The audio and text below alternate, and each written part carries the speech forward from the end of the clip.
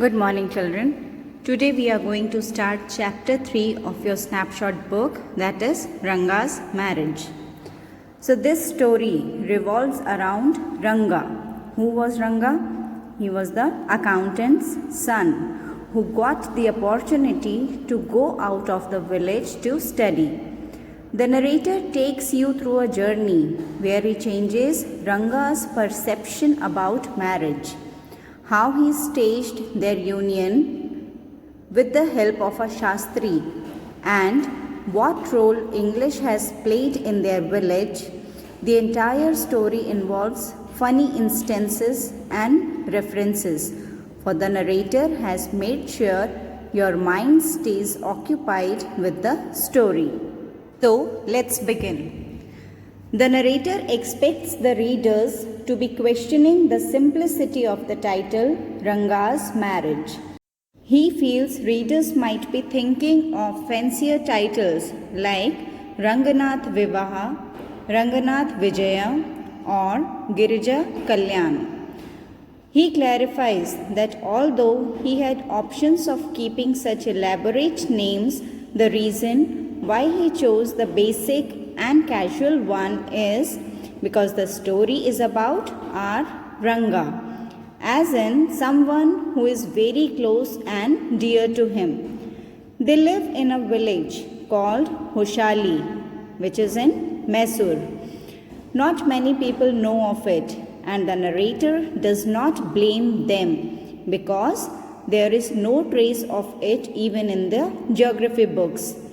Even the Englishmen have no idea about the place, but they are also not to blame because our citizens too are completely ignorant about his village.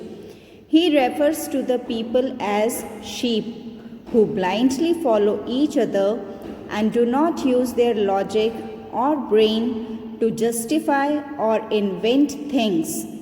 At last, he feels the cartographer is also not to be held responsible. As a result, there is no trace of their village on the map. The narrator feels apologetic for getting carried away and deviating from the topic. He then again throws light upon the significance of the village Hoshali. He says it is just as important as Mysore is to India, Karigadabu to a festive meal, and filling is to Karigdabu. Thus, he can't highlight its importance anymore. Not only him, but the doctor named Gundbhat feels the same. The doctor has been to many places except England, but he still loves Hoshali. However, an outsider might contest this, but the narrator claims to stick to his opinion of the place. Then he tells the readers about their special mango trees in the village, whose mangoes are famous for their special quality. He once took the fruit at home to make chutney, and everyone suffered from a bad cough after eating it. It was only when he went to see the doctor that he told him about the quality of mangoes of Hoshali. The narrator asks the readers to take a bite and assures that the sourness of the mango will be felt by them till the top of their head, where Brahmandra is located. Not only the mangoes, everything in and around this village is remarkable. The creeper growing in the pond and its flowers are also special. One can even serve an afternoon meal on its leaves. All you need to do is to grab 2 leaves when you are on your way to the pond to bathe. After speaking highly of his village, the narrator says if anyone wishes to see for himself or herself, one must contact him. He will help them to reach there. Also, he feels that there is no better way to know a place than to visit it. The narrator then brings about a comparison as to how things were different 10 years ago when not many people knew or spoke English. Neither did people send their children to big cities like Bangalore to study. Back then, only the village accountant had the courage to send his son to Bangalore. According to the author, those times were simpler. He justifies his claim by telling an incident where he was at Ramarao's house and they had just bought a bundle of firewood from an old lady. Rama told her to come next morning as he did not have any change at the moment. The poor old lady did not know what change meant, and she went away whispering to herself. Neither did the narrator know its meaning. It was only when he went to Ranga's house that he told him.